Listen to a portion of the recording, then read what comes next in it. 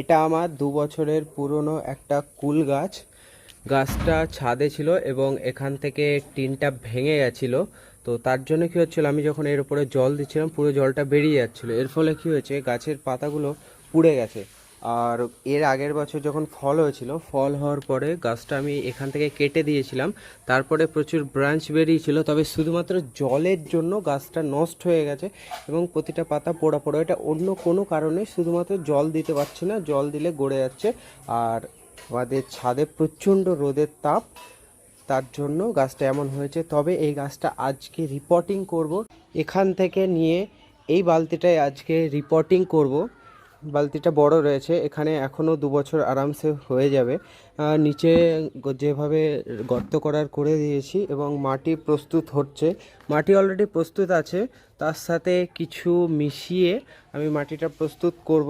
এইভাবে গাছটা লাগাবো, এখান থেকে রিপোর্টিং করব এবং নেক্সট আপডেটে আমি দেখাবো রিপোর্টিং করার পর। ধন্যবাদ, ভালো থাকবেন, গার্ডেনিং করুন এবং গার্ডেনিং ভালো লাগলে চ্যানেলটিকে সাবস্ক্রাইব করুন, ভিডিওটি লাইক করুন। ধন্যবাদ।